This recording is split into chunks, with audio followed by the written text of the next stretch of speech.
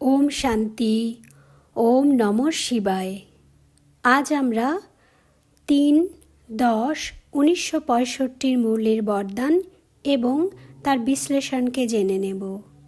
বরদান হল যথার্থ পুরুষার্থী ভব।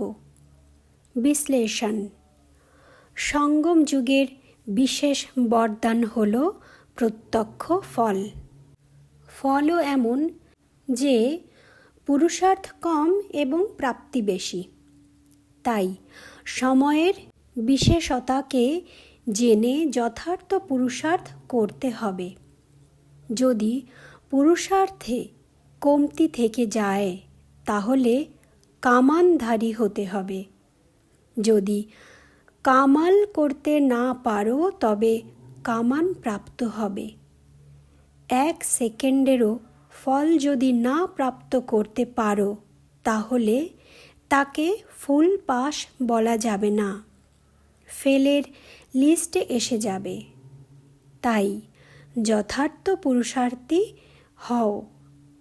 যথার্থ পুরুষার্থের অর্থই হল পুরুষার্থের সাথে সাথে প্রাপ্তি।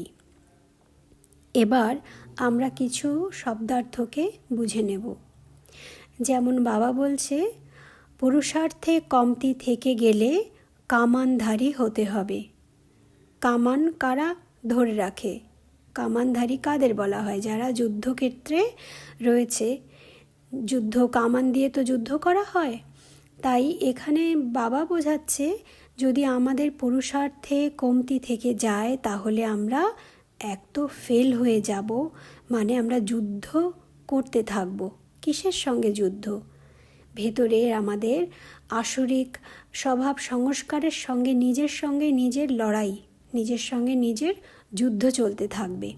সেটাকেই বলা হচ্ছে পুরুষার্থে কমতি থেকে যায় তাহলে কামানধারী হতে হবে।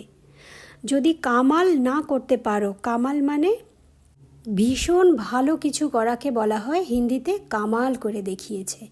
তো সেটাই বাবা বোঝাচ্ছে, যদি কামাল না করতে পারো তবে কামান প্রাপ্ত হবে। মানে আমাদের পুরুষার্থ যদি খুব ভালো না হয় তাহলে লাস্টে গিয়ে যুদ্ধ করতে থাকতে হবে, ভেতরেই যুদ্ধ চলবে। এরপর বলেছে না যে 1 সেকেন্ডেরও যদি ফল প্রাপ্ত না করতে পারো তাহলে তাকে ফুল পাস বলা যাবে না। তার মানে আমাদের তো টার্গেট রাখতে হবে, আমরা 100% মার্কস নেব। তো সেখানে 1 সেকেন্ড আমাদের জন্য অনেকখানি। তার মানে আমাদের সব সময় নিজেকে চেক করতে থাকতে হবে যাতে আমাদের 1 সেকেন্ডও যাতে নষ্ট না হয় এখন। এরপর বাবা বলছে লাস্টে যে পুরুষার্থের সাথে সাথে প্রাপ্তি, এটাই হলো যথার্থ পুরুষার্থ। তার মানে আমরা যদি সত্যিকারের নিয়ম মেনে, মানে যেভাবে বাবা বলছে সেই মতন করে পুরুষার্থ করতে পারি তাহলে কিন্তু তার সঙ্গে সঙ্গে আমাদের রেজাল্টও আমরা পেতে থাকব। সেটাই বলছে যে পুরুষার্থের সাথে সাথে প্রাপ্তি।